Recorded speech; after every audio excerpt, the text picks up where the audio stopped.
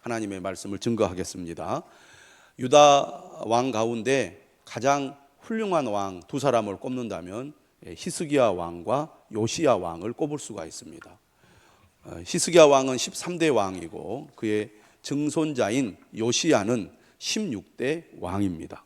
그가 8살의 왕위에 올라서 무려 31년을 통치하게 되는데, 이 요시야 왕에 대한 평가는 이렇습니다.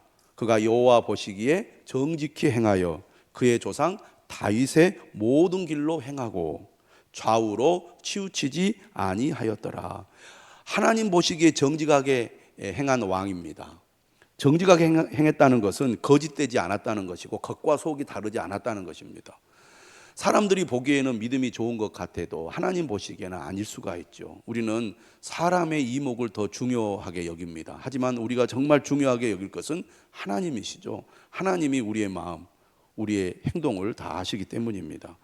요시야 왕은 하나님 보시기에 정직한 왕으로서 그의 조상 다윗의 모든 길로 행하였습니다. 그리고 이 요시야 왕을 가리켜서 좌우로 치우치지 않았다, 요시야 왕에게만 이런 표현을 쓰고 있습니다. 좌우로 치우치지 않았다는 것은 한눈 팔지 않았다는 것입니다. 오직 하나님께만 집중하여 그가 말씀을 따라 나라를 다스렸다는 얘기죠. 하나님께서는 좌우로 치우치지 말라는 말씀을 여러 차례 하셨는데요, 특별히 신명기 5장에 보면 하나님께서 제2세대 이스라엘 백성들에게 모세를 통하 이런 말씀하셨습니다. 너희는 삼가 행하여 좌로나 우로나 치우치지 말고 너희 하나님 여호와께서 너희에게 명령하신 모든 도를 행하라. 그리하면 너희가 살 것이요 복이 너희에게 있을 것이며 너희가 차지한 땅에서 너희의 날이 길리라. 좌우로 치우치지 않는 것, 하나님께서 강조하신 말씀입니다. 모세가 그 사명을 다하고 이제 여호수아에게 그 바통이 넘어갔습니다. 얼마나 불안했겠습니까? 40년 동안 모세의 지휘 아래 이스라엘 백성들이 살아왔는데 모세는 세상을 떠나고 여호수아가 이제 그 뒤를 이어서 이스라엘 백성들을 데리고 어디로 가야 됩니까? 가나안 땅에 들어가야 합니다. 이때 하나님께서 여호수아를 불러서 이렇게 말씀하세요. 강하고 담대하며 두려워하지 말고 놀라지 말라. 그러면서 하시는 말씀이 나의 종 모세가 네게 명령한 그 율법을 다 지켜 행하고, 따라서 합시다. 우로나 좌로나 치우치지 말라.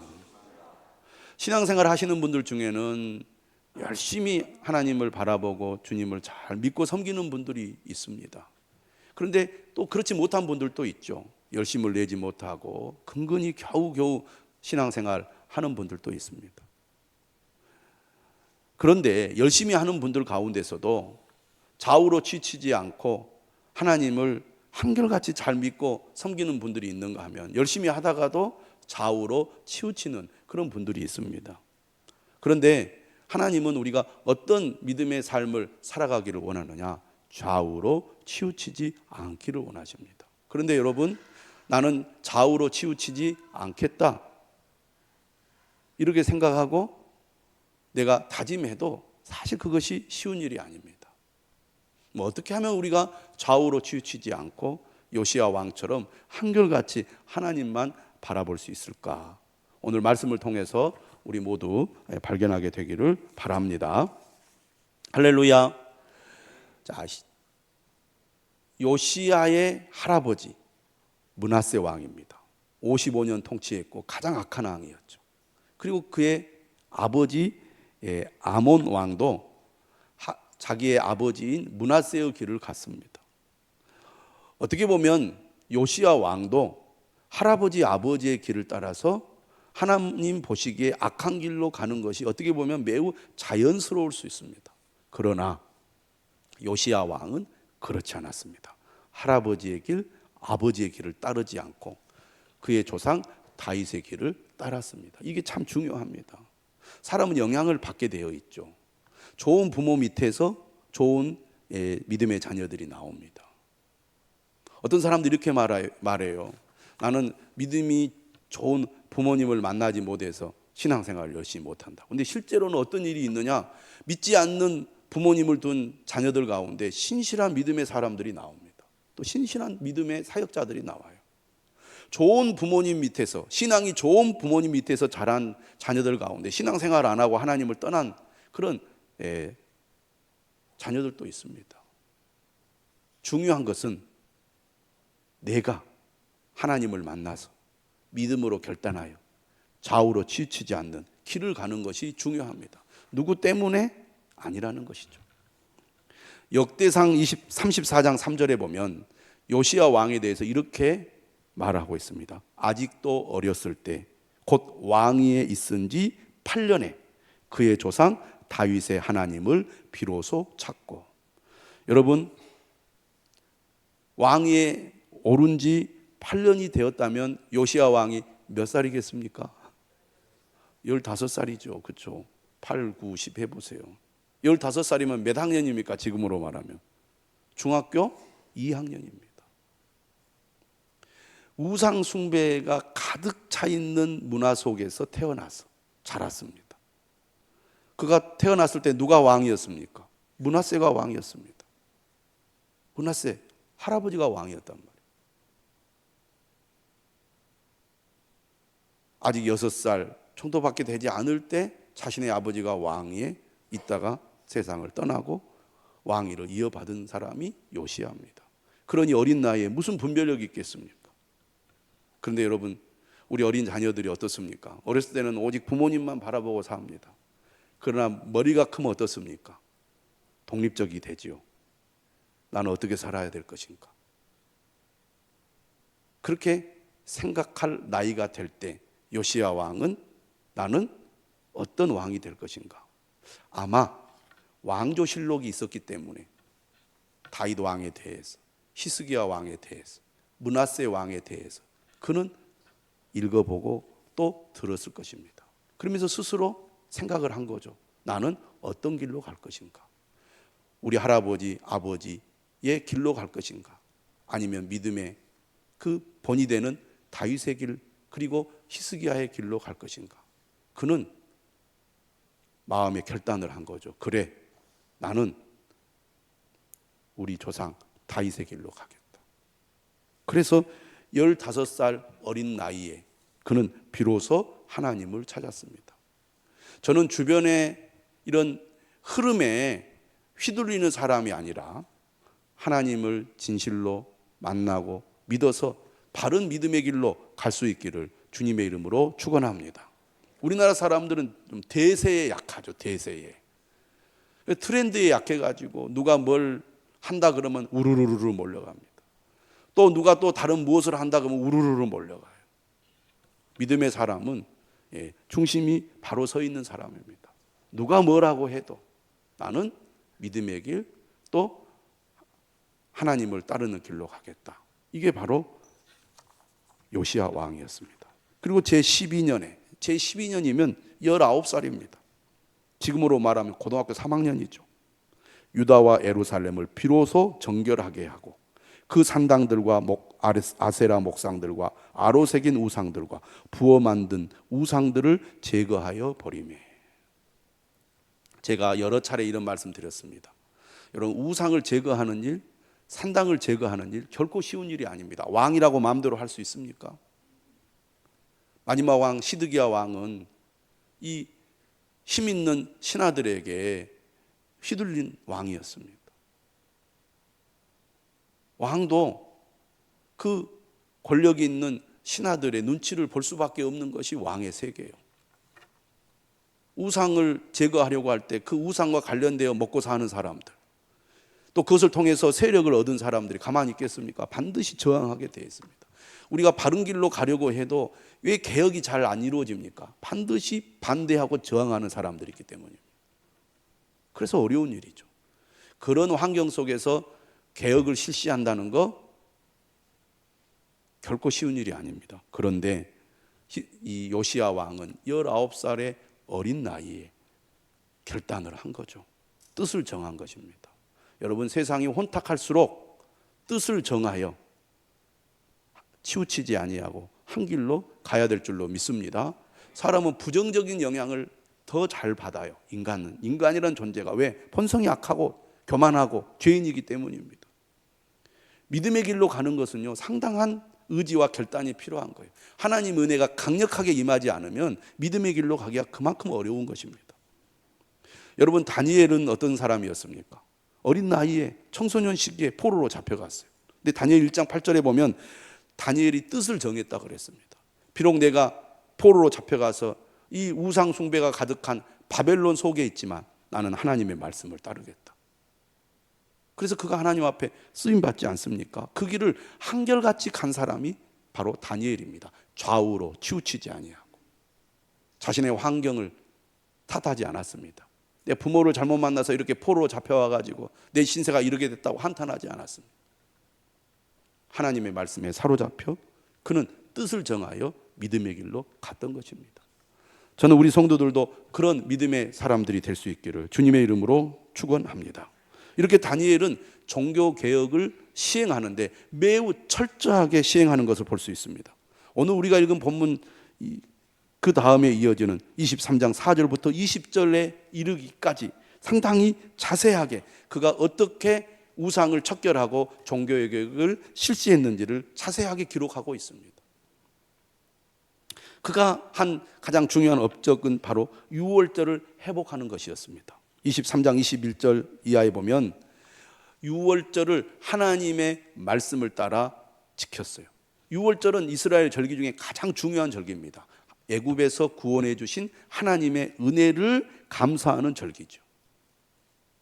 이스라엘 백성들이 결코 잊어서는 안 되는 절기가 유월절입니다. 구원의 은혜보다 더 큰 은혜가 어디 있겠습니까?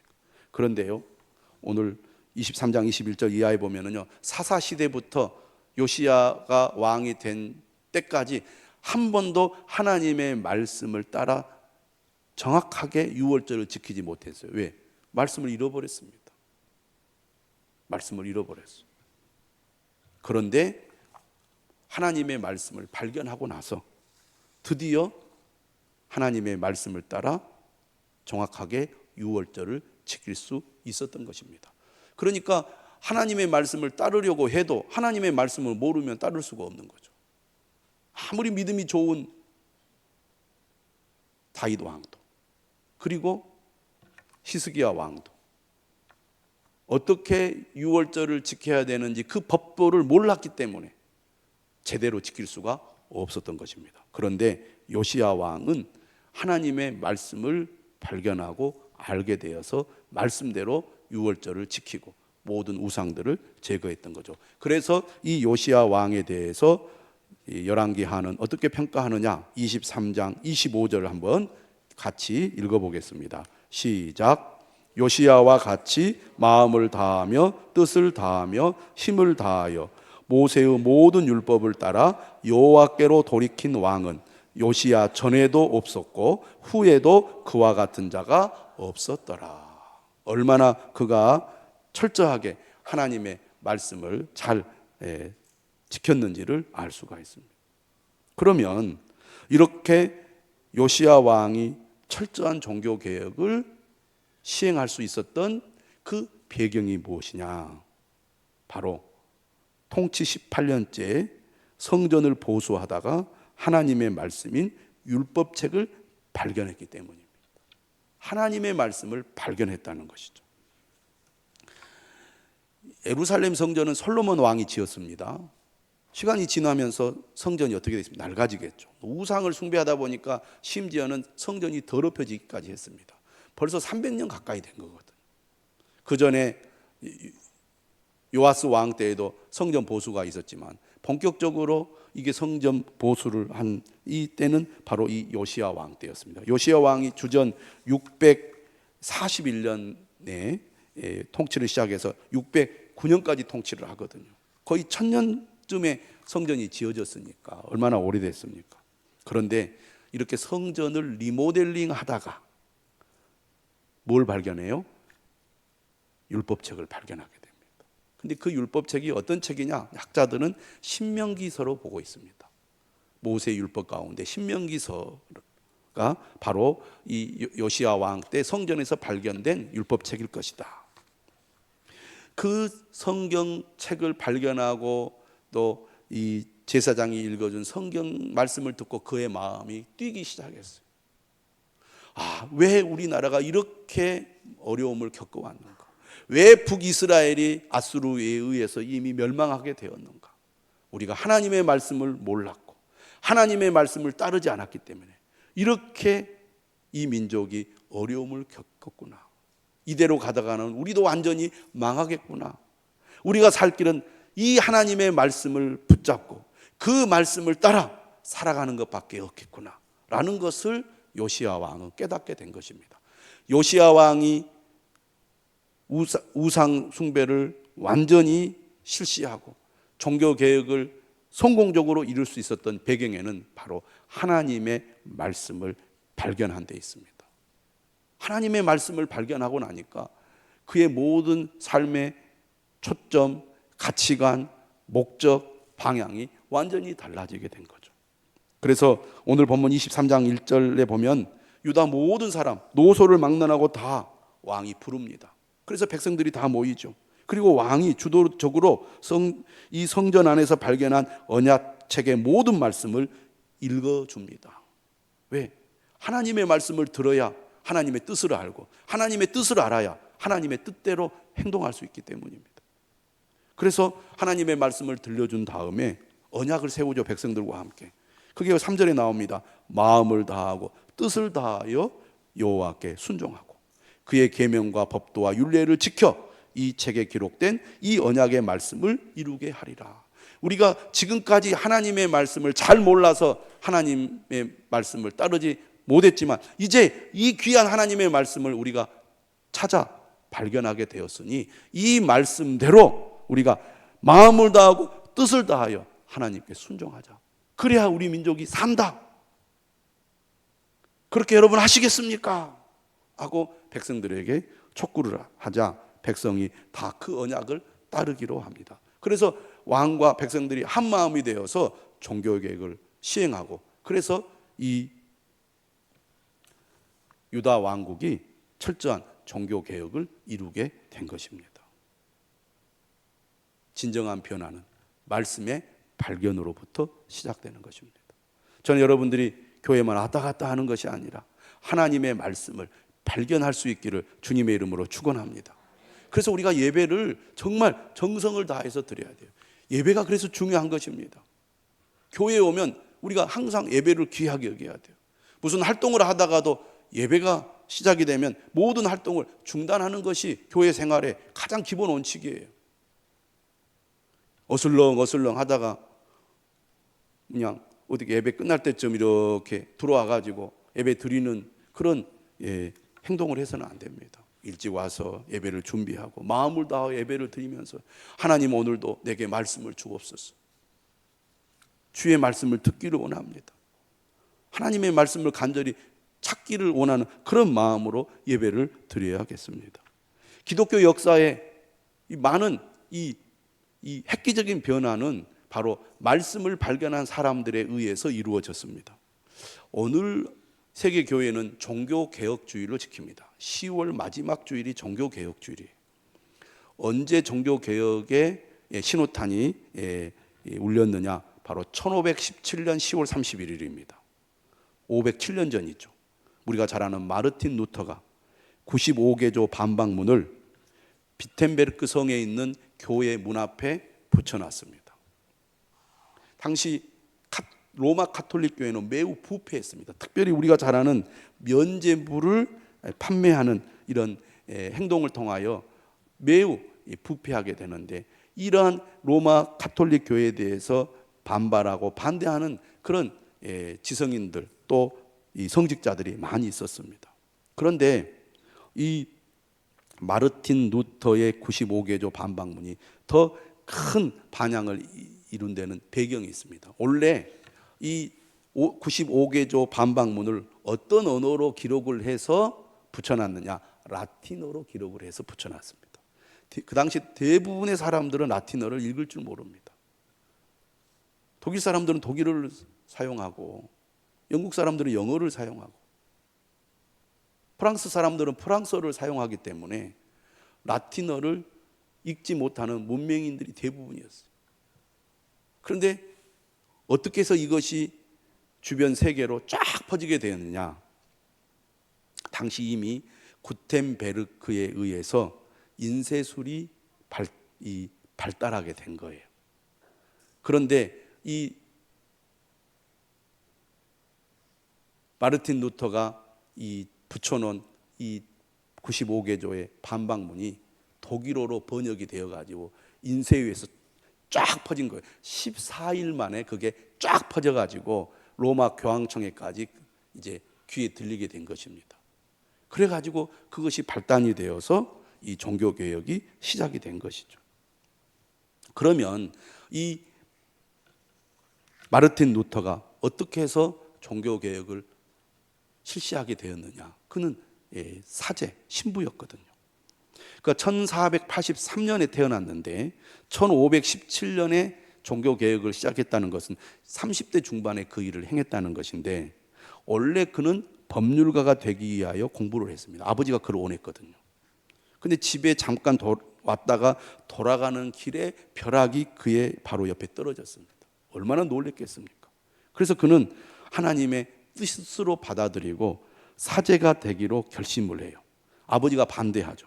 그런데 그는 아버지의 반대에도 불구하고 어거스틴 수도원에 들어가서 사제의 길을 시작합니다. 그래서 그곳에서 성경 말씀을 열심히 연구를 하게 되는데, 그의 마음에 늘 내적인 두려움이 있었어요. 왜냐하면 구원의 확신이 없었거든요. 노력과 고행을 통해서 의로움을 얻으려고 몸부림쳤지만 그의 마음에 평안이 없고 오히려 두려움만 가득 차 있었습니다. 그런 가운데 그가 그의 어두운 영혼에 한 줄기 빛으로 다가온 말씀이 있었는데, 그것이 바로 로마서 1장 17절 말씀입니다. 복음에는 하나님의 의가 나타나서 믿음으로 믿음에 이르게 하나니, 따라서 합시다. 오직 의인은 믿음으로 말미암아 살리라. 이 말씀이 그에게 강하게 비쳤어요. 우리가 아무리 노력하고 예를 쓴다고 우리가 구원에 이르지 못하구나. 하나님의 은혜가 아니면 구원에 이를 수 없구나. 이것을 그가 깨닫게 된 거예요. 그것이 발단이 되어서 그는 종교 개혁을 실시하게 된 것입니다. 하나님의 말씀에 사로잡히니까 그의 가치관이 변했습니다. 여러분, 종교 개혁은요, 유럽의 역사를 완전히 뒤바꿔 놓았습니다. 그리고 그 종교 개혁이 이제 미국에까지 이어지지 않습니까? 세계 역사를 바꾼 획기적인 사건 가운데 하나가 바로 종교 개혁입니다. 하나님의 말씀에 사로잡힌 한 사람의 그 믿음의 결단과 행동이 세계 역사를 바꾸는 그런 일을 하게 만든 것입니다. 여러분, 우리도 열심히 예배 드리고 열심히 말씀을 듣고 또 열심히 말씀을 읽는 가운데 하나님의 말씀에 사로잡히는 은혜를 우리는 받게 됩니다. 저는 여러분들이 교회를 그냥 왔다 갔다 하는 것이 아니라 하나님의 말씀을 발견하여 그 말씀에 사로잡혀 여러분의 인생이 바뀌고 세상을 바꾸는 그런 삶을 살아갈 수 있기를 주님의 이름으로 축원합니다. 여러분, 어떤 말씀을 발견하셨습니까? 어떤 말씀이 여러분의 마음을 사로잡았습니까? 19세기 최고의 설교가를 꼽는다면 찰스 스펄전을 꼽을 수 있습니다. 이분을 가리켜 설교의 황제라고 부릅니다. 16살에 겨울에 주일에 예배를 드리러 가다가 폭소를 만납니다. 그래서 옆마을의 작은 교회로 들어갔어요. 예배를 드리려고. 그런데 그날 설교할 목사님도 폭설 때문에 교회를 못 온 거예요. 그래가지고 한 성도가 대신 설교를 하게 되었습니다. 이사야 45장 22절 읽었어요. 땅의 모든 끝이여 내게로 돌이켜 구원을 받으라. 나는 하나님이라 다른 이가 없느니라. 딱 그 말씀을 읽고 스펄전을 딱 바라보면서 이렇게 말합니다. 청년이여 예수를 바라보라. 지금 바라보라. 그 말에 그냥 충격을 받아가지고 벌떡 일어나서 예수님을 영접한 것입니다. 그래가지고 18세에 목사가 되고 20살에 런던의 뉴파크 스트리트 교회의 담임 목사가 됩니다. 놀라운 일이죠. 여러분, 마이크가 없던 시대요, 예배당 안에 6천 명의 사람들이 스펄전의 설교를 듣습니다. 어린 나이부터 탁월한 설교의 능력을 가져가지고 수많은 사람들이 스펄전의 설교를 듣고 예수님을 믿거든요. 말씀에 사로잡히니까 그의 인생이 바뀐 거예요. 할렐루야. 남부에 스펄전이 있다면 북부에는 J.C. 라일이라는 유명한 목사님이 있습니다. 이분은 부유한 은행가의 아들로 태어나서 옥스퍼드에서 우수한 학생이자 운동선수였습니다. 그런데 병에 들어요. 그래서 이 병으로 오랫동안 고생하다가 어느 주일 오후 예배에 참석을 했는데 누군가가 에베소서 2장 8절의 말씀을 낭독해요. 너희는 그 은혜에 의하여 믿음으로 말미암아 구원을 받았으니 이것은 너희에게서 난 것이 아니요 하나님의 선물이라. 그 말씀이 그의 마음을 완전히 사로잡았어요. 그래서 예수님을 믿고 구원을 받게 된 거예요. 그래서 위대한 설교가로 쓰임을 받게 됩니다.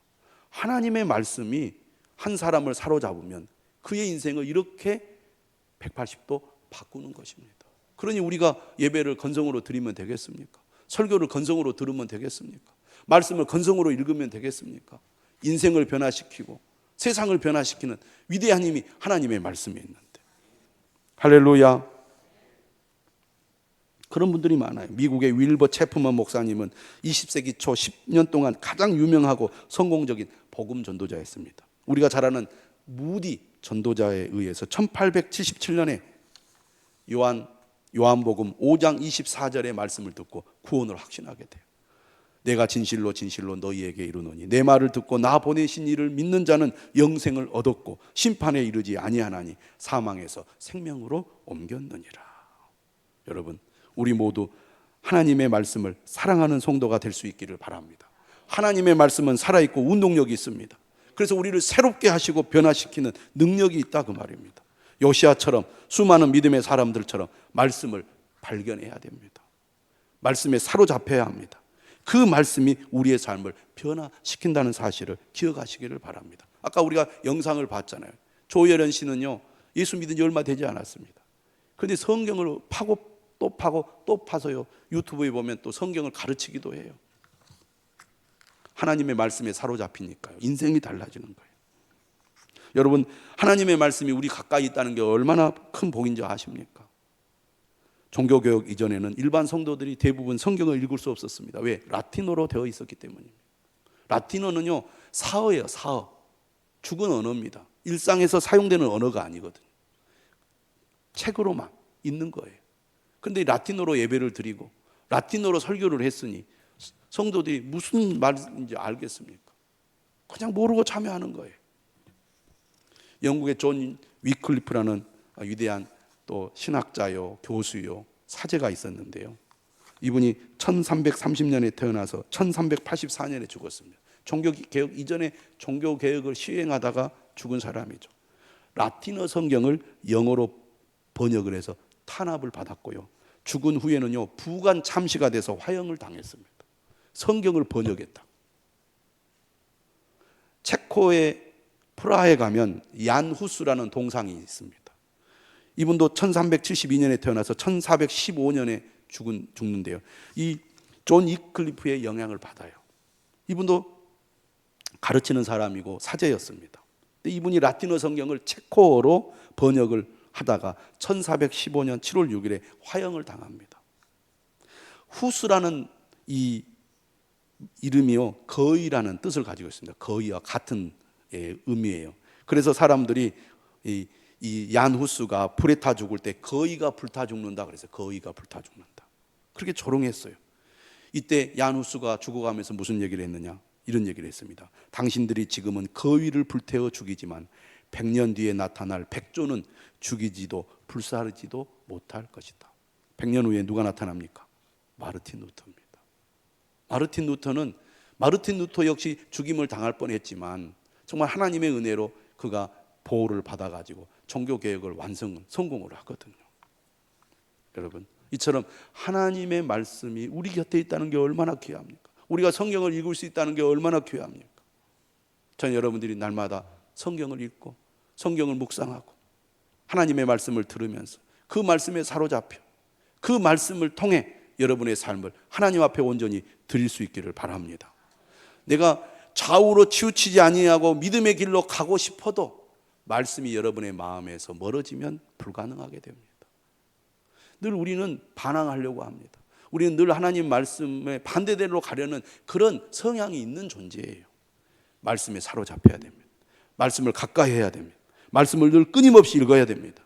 그래서 하나님의 말씀이 머리가 아니라 가슴으로 내려와서 여러분의 마음을 온전히 사로잡을 수 있게 되기를 바랍니다. 내 생각이 바뀌고 내 가치관이 바뀌면 여러분의 인생도 달라질 것입니다. 종교 개혁의 중요한 표가 교회는 항상 개혁되어야 한다는 것입니다. 무엇이 우리를 변화시킵니까? 하나님의 말씀입니다. 교회가 계속 변화되려면 하나님의 말씀을 들어야 합니다. 하나님의 말씀을 새롭게 들어야 합니다. 하나님의 말씀을 우리가 듣고 그 말씀을 온전히 따라야 되겠습니다. 교회를 구성하고 있는 성도들도 마찬가지입니다. 우리는 늘 개혁되어야 할 존재입니다. 무엇이 우리를 변화시킵니까? 하나님의 말씀입니다. 그 말씀을 여러분들이 사랑하고 가까이 하는 삶을 실천할 수 있기를 주님의 이름으로 축원합니다. 찬송